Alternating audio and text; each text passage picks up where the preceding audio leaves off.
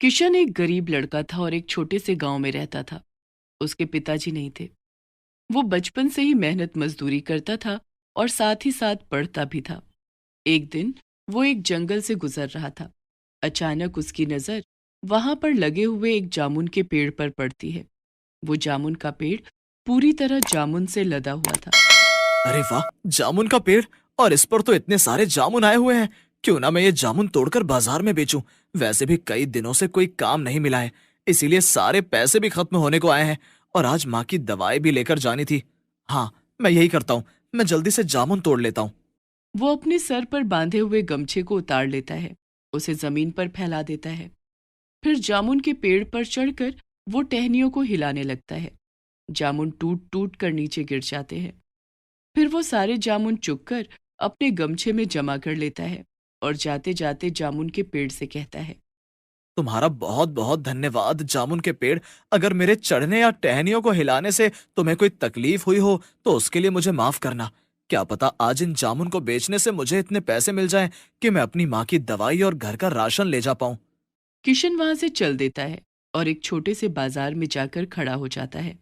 मीठे मीठे रसीले मोटे जामुनों को देखकर लोगों का ध्यान बरबस ही उन जामुन की तरफ चला जाता है। थोड़ी ही देर में उसके सारे रसीले जामुन बिक जाते हैं और उसे अच्छे पैसे मिलते हैं। आज तो मेरी अच्छी कमाई हो गई है। चलो मैं माँ के लिए दवाई ले देता हूँ। अब भैया, ये वाली दवाई दे दो। हाँ हाँ, क्यों नहीं, अभी रुको। वो दुकानदार दवाई निकाल कर दे देता है और वो राशन लेकर अपने घर आ जाता है। कहाँ रह गया था? कितनी देर लगा दी? मैं कब से तेरा इंतजार कर रही थी। बस माँ, क्या करूं, आज काम ही नहीं था। फिर मैं जंगल से गुजर रहा था तो एक जामुन का पेड़ दिखाई दिया। मैंने वो जामुन तोड़े और उन्हें बेचने के बाद मैं ये दवाई और राशन तुम्हारे लिए लेकर आया हूँ। ये तो तूने बहुत अच्छा किया बेटा। घर में कुछ भी नहीं था खाने के लिए। मुझे सुबह से तेरी चिंता हो रही थी। चल, तू हाथ मुंह धोकर आ, मैं कुछ बना कर लाती हूँ। अगले दिन किशन सुबह सुबह ही जंगल में पहुंच जाता है। वो जामुन के पेड़ को देखता है।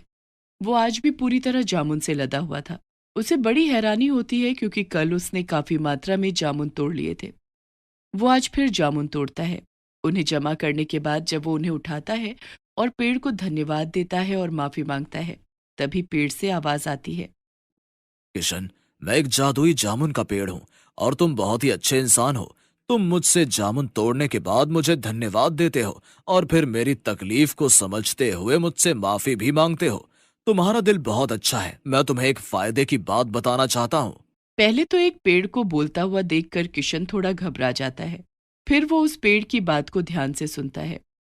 तुम ये सारे जामुन अपने घर लेकर जाओ और इनमें से अर्क निकाल लो और मेरी गुठलियों को पीसकर उसकी छोटी छोटी गोलियां बना लो। जो भी कोई तुम्हें बीमार व्यक्ति दिखाई दे, पहले उसे ये गोली खाने के लिए और अर्क पीने के लिए दे दो। मेरे जादुई जामुन की गुठलियों और अर्क से वो लोग जल्दी ठीक हो जाएंगे।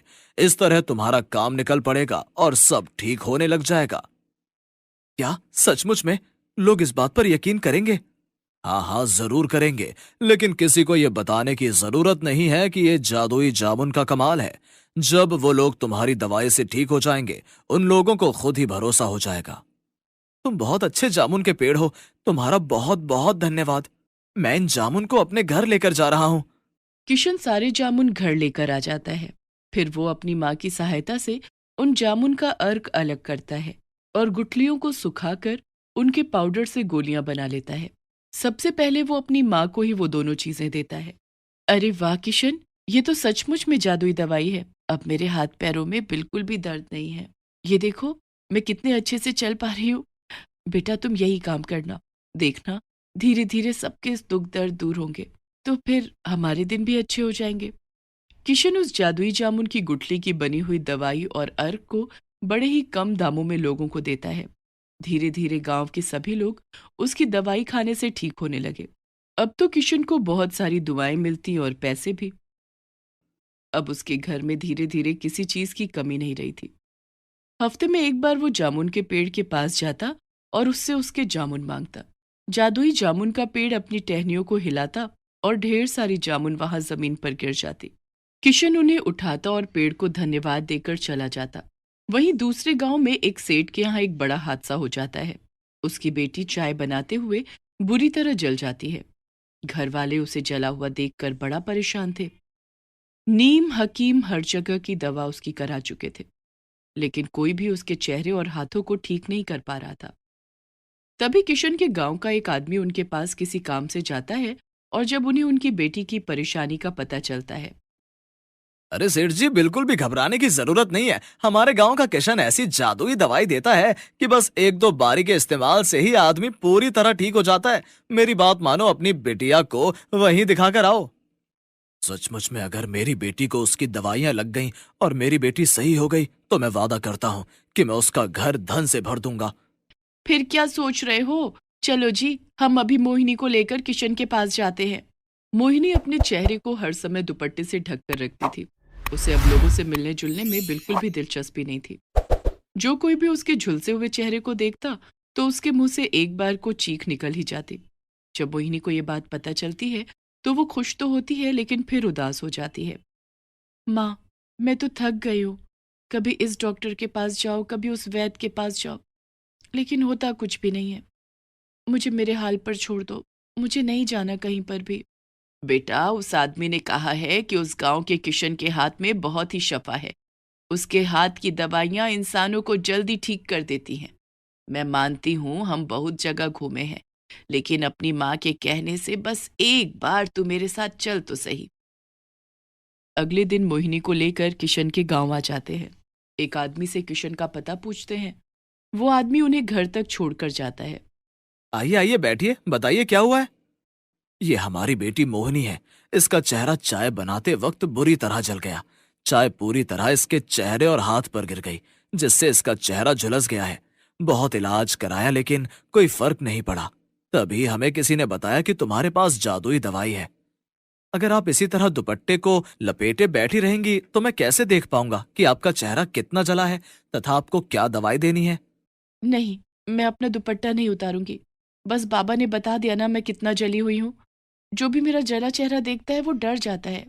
भला ये क्या बात हुई? तुम अगर डॉक्टर को ही नहीं दिखाओगी, तो फिर डॉक्टर इलाज क्या करेगा? किशन उसे बहुत समझाता है। आखिर में मोहिनी अपना दुपट्टा उतार देती है। किशन देखता है कि उसका एक तरफ से चेहरा और हाथ बुरी तरह जला हुआ है। वो अपनी अलमारी के पास आता है और 2 बोतल उठाता है। हे जादुई जामुन के पेड़ से टूटे हुए जामुनों, मैं ये दवाई उस लड़की को दे रहा हूँ। उसे जल्दी से अच्छा कर देना। तुम्हारा बहुत बहुत धन्यवाद। किशन बाहर आता है और सेठ और सेठानी को वो दवाई दे देता है, और 1 हफ्ते बाद आने के लिए बोलता है। मोहिनी जी, ये एक बोतल और लीजिए। इसे अपनी जली हुई जगह पर लगा देना। देखना आप जल्दी अच्छी हो जाएंगी। और दुपट्टे को हर वक्त लपेट कर मत रखना। मोहिनी को कोई उम्मीद नहीं थी। वो मरे मन से किशन से वो बोतल ले लेती है, और घर जाने पर वो अपनी माँ को कहती है, भला ऐसी भी कोई दवाई होती है कि उसे खाओ पियो और लगाओ ठीक हो जाओ? लगता है तुम्हारा दिमाग खराब हो गया है। दवाइयां लगाई और खाई ही तो जाती हैं। तुम एक बारी खाकर तो देखो। अगर आराम नहीं पड़ा तो हम नहीं जाएंगे। सच में अगर आराम हो गया तो सोचो, तुम फिर से कितनी सुंदर दिखाई दोगी। बस माँ, तुम मुझे ऐसे ही ख्वाब दिखाती रहती हो और दवाइयाँ खिलाती रहती हो। सेठानी बड़ी पाबंदी के साथ मोहिनी को सुबह शाम और दोपहर को वो दवाई देती, और मोहिनी के चेहरे पर भी दवाई को लगाती। 3-4 दिन में ही मोहिनी को अपनी झुलसी हुई त्वचा ठीक दिखाई देने लगी। अब उसका मन थोड़ा खुश था, और वो अब खुशी खुशी दवाई खा रही थी और दवाई लगाती थी। 1 हफ्ता होते होते उसके चेहरे के दाग बहुत हल्के हो गए थे। माँ, सचमुच में वो तो जादुई दवाई है। देखो तो मेरा चेहरा कितना अच्छा हो गया है। चलो ना माँ, आज हम फिर जाकर दवाई लेकर आते हैं। हाँ मेरी बच्ची, हम जरूर चलेंगे। उधर किशन हर हफ्ते जामुन के पेड़ के पास जाता, जामुन इकट्ठी करता और इसी तरह ही दवाइयां बनाता। अब तो दूर दूर तक किशन की ख्याति फैलने लगी थी। मोहिनी भी एक बार और आकर उससे दवाई लेकर चली जाती है। अब वो बिल्कुल ठीक थी, और जब मोहिनी का चेहरा पूरी तरह ठीक हो गया, तो वो पहले की तरह सुंदर दिखाई दे रही थी। यहाँ तक कि किशन भी मोहिनी को देखता रह गया। एक दिन सेठ सेठानी और मोहिनी किशन से मिलने आते हैं। अरे मोहिनी जी, अब तो आप बिल्कुल ठीक हो गई हैं, और भगवान की कसम आप बहुत सुंदर भी हैं। बेटा, मैं तो यहाँ तुम्हारी माँ से मिलने आया हूँ। क्या तुम्हारी माँ से बात हो सकती है? तभी किशन की माँ भी वहां जाती है। सेठ उसकी माँ से कहता है कि अगर हम चिराग लेकर भी ढूंढें तो हमें किशन से अच्छा दामाद नहीं मिल सकता। आप हमारी मोहिनी को अपने घर की बहू बना लो। और ये सुनकर किशन मन ही मन खुश हो जाता है और कुछ दिन बाद किशन की शादी मोहिनी से हो जाती है। जादुई जामुन के पेड़ की वजह से अब किशन का जीवन बड़ा ही खुशहाल था।